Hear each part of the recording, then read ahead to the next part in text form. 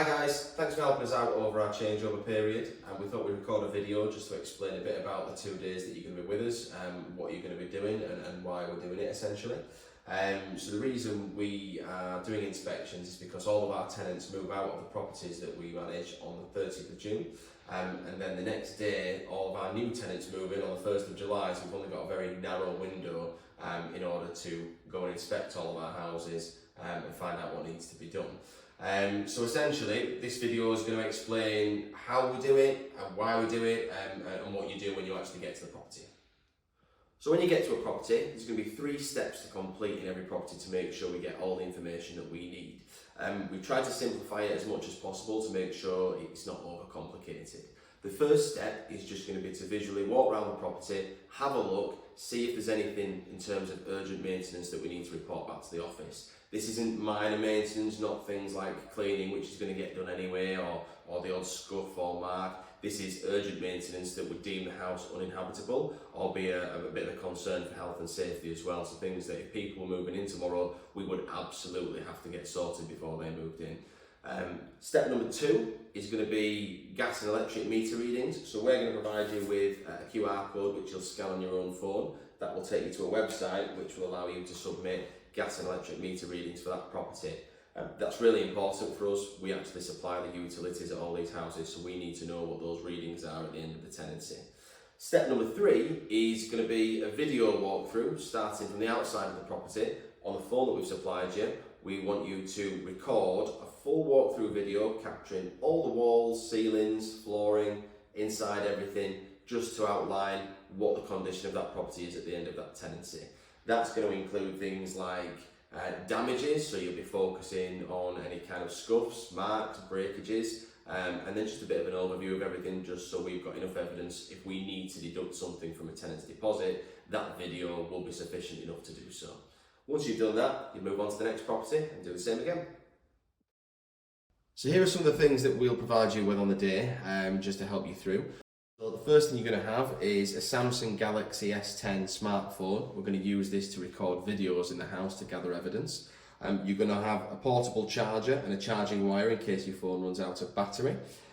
You'll have a QR code, which is the laminated square that we're going to give you. That just allows you to submit meter readings on a specific web page for us. You're then going to have a gas and electric meter key, which helps you, if the meters are stored on the outside of the property, it helps you to open those doors. Then you'll have your sets of keys, which will all be numbered, and we'll explain how those work on the day. And then we'll also give you a key bag to hold onto all the keys as well, so you don't lose them. So the first step you're going to need to do is a quick walk around the property to identify any urgent maintenance that we need to report back to the office that needs to be actioned before the tenants move in tomorrow. This isn't going to be small bits of maintenance, not things like chips on a worktop or anything like that. This is going to be severe leaks, severe mould, health and safety hazards, something that we need to act upon straight away. So having a quick look around the house, like I say, there's nothing drastic in this kitchen.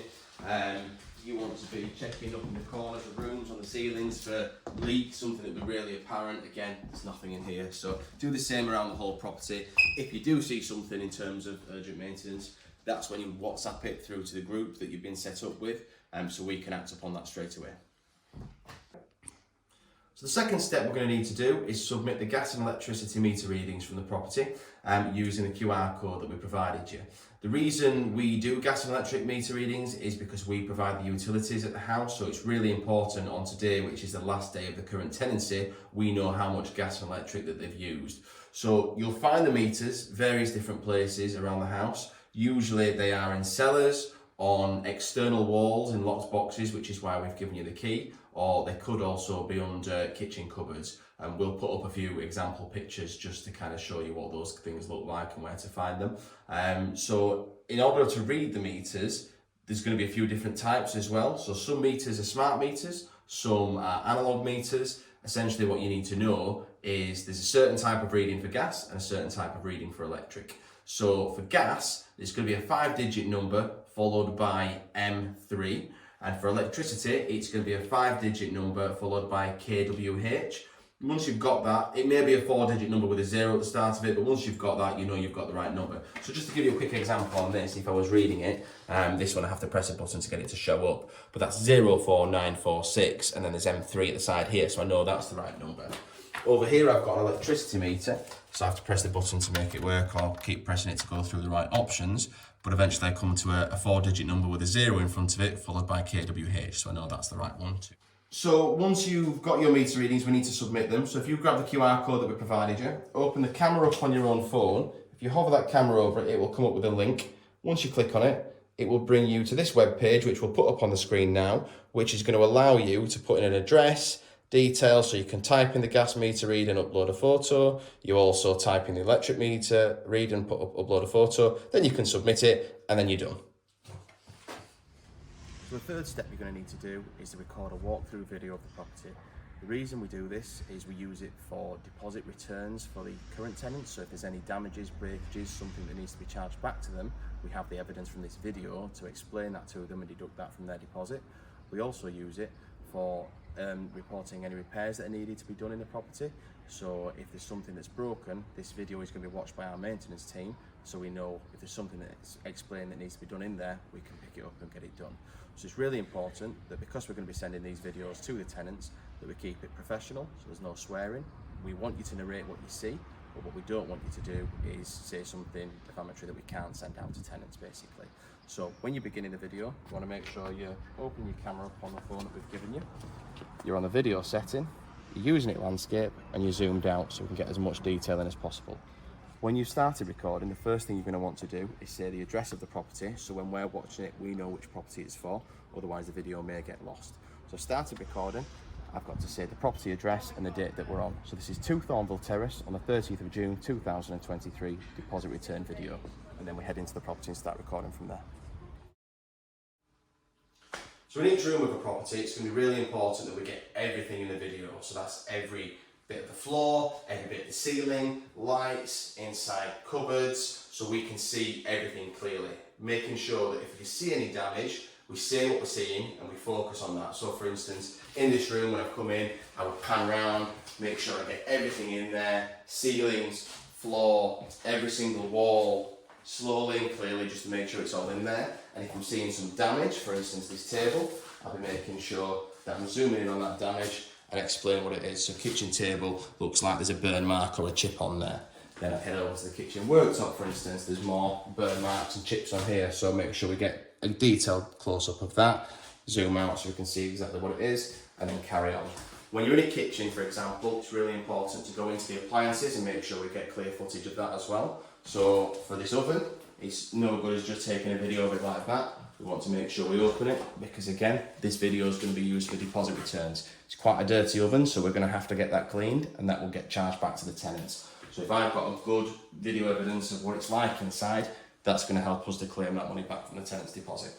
Same with your washing machines, so things like the rubber seals inside tend to go mouldy. Tenants have left some stuff in this washing machine. It's really important we get all that on the video. We also do the same with fridge freezers because we have a habit of leaving those dirty or cracking the freezer drawers. We want to make sure that we detail the full condition inside. So I can see there's some food items stuck on the back there, which I'd get in the video. There's a bit in there, which I want to make sure I get a clear shot of. Bit dirty on there. There's also a couple of cracked drawers on this freezer, so I just want to make sure I get all those in the video as well. So in the lounge now, so first thing we do again is turn the lights on, check that's all on the video, make sure they're all working. We want to be covering every inch of the ceiling, walls, flooring, just to make sure it's all on this video, and we're pointing out any damage that we see. Things that I've noticed in this room, for example, there is some flaking paint down here, so we just want to make sure we get a close-up of that.